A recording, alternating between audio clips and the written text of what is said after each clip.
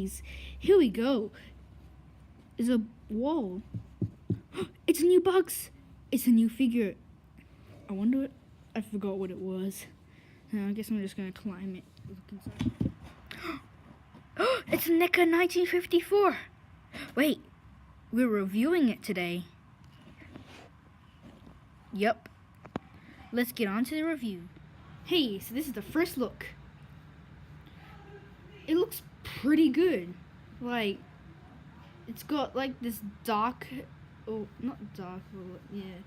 It's gonna blah, blah, blah, blah, blah. Gibberish time. Okay. So it has like a lighter grey on his face area and some other parts to like make it stand out, so it's not all just black. And then the other side, pretty good. The only problem is it's like this weird thing with his eye where that other side is different, but this side is that like the SH Monster Arts. But I actually like this side better because it looks more evil. Like the other side looks a bit nicer. But yeah, you look at. Oh yeah. I opened this before, and then the first thing I saw was it was broken in probably what's it called, production. As you can see, its thumb is like, well, not thumb, but his hand articulation part, the underbody is flatter than the other side. And so this peg can't go all the way in, as also the other side isn't big enough. So it's pretty good figure though. So first we'll go on to the paint. So up to paint job. Paint job is pretty good, as I said before. The grey over there, pretty good. Then there's also the dorsal plates, which pretty basic but pretty good at the same time. Yeah. And everything else is that lighter grey with the black. It's more, you can see it more here, and the fingernails are grey, just like, I think what they're trying to do is like the black and white effect, because people can do that with like figures and toys and that. Yeah, same color with his toes. Underneath his feet, just black. His tail, pretty good, just the same as like the dorsal plates. And his tail part is a bit darker, but it doesn't matter. It makes it look a bit better. There was not very much with the paint, just like the Shin Godzilla, because the Shin Godzilla had a lot. But up to the sculpt time. So the sculpt is amazing. He has this head where it looks pretty good. He has his eyebrow part, his ear, and his like smaller plates. Same with the other side. And then inside of his mouth,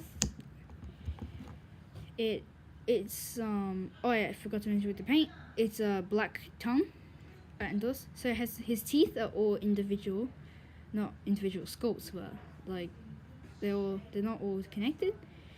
And his tongue looks pretty good. And so yeah, you can see a lot of his wrinkles on his neck, as you can see, like this is pretty suit accurate. Same with his hands, or yeah, his arms. His arms have got wrinkles there, and it's all Godzilla's textures because yeah. His claws, pretty good. His thumb is pretty good as well. And the other arm is the same, apart from this scuff, which I hate, and I'm actually gonna sue Neca. Just kidding, I'm not. Yeah. And his torso is just the same, with like this thing going there. This area looks really wrinkly, just because, well, yeah, it's the original suit, and it wasn't gonna be like thin and air conditioned or something. And his knees, you can see his knee pad sort of thing there. Yeah, the back of his leg, more wrinkles and more of that. His feet, there's like 4 toes, wrinkles on them. Underneath is copyright information and a stand hole. Up to the dorsal plates. They look pretty suit accurate. I don't have the Bandai Creations American Bandai 1954 because I'm not in America, so I can't compare it. And I heard that plates are pretty good. So yeah, this one's pretty good. It's a bit wobbly as well. So yeah, pretty good with all the dorsal plateness. I just made that word up. And then up to his tail, it has this, which is a bendy wire, which looks pretty good. Same with all these dorsal plates, they're all normal, and this is just its skin. Yep. Up to the articulation. This part, I don't think I can do myself because my hands are just small and seal-like.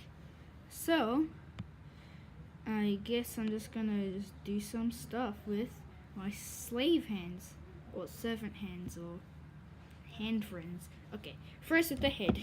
It can do a swivel here, and this part can go side to side. It can't go in and out though, only a little bit, but it can twist. This part can twist as well, and then his mouth opens and closes because it's Neca. It's a bit tough though on my one. And now onto his arms. They can go like that, up and down like that, and then his elbows can go that, and a slight articulation on the elbow. And his hands, they can go all the way around. His fingers can move, and yeah. And same with the other hand, apart from this one's a bit more loose because it fell out a bit. Yeah. So, and this part can articulate as well. And these don't really get in the way, like that. And then these ones have this articulation. It's pretty limited, but yeah. This, I actually thought this would part have articulation, but this is just a swivel. It's not like a knee joint. And his feet go like all the way like that. And the same with others. And his legs go like tail, I meant. So his tail can go like that. This part can go like this and a bit down and up and that. He's like got his third joint, which is this part. It's limited, and this is a bendy wire, so yeah. I recommend not to bend it super hard. You might rip it, and then you'll regret, and then you'll be sad. So that's it. Now we need to compare it. Next is some random figures I got. Now for the comparisons. Okay, I'll put this guy here. First we'll do it next to the Bandai, I don't know, it's not really, I don't know what this one's called, but I just have it. It's an Anguirus Bandai figure. Yeah, pretty size accurate, this is not the first one though. Now, next to the 2004 Godzilla. It's taller because it's 2004 and it's a bigger figure. Now, next to the Neca Godzilla, because I'm pretty sure it's based off of this. And I don't see the resemblance. Yeah, it does. I don't see it. Now I'll show you a picture I did. Yeah.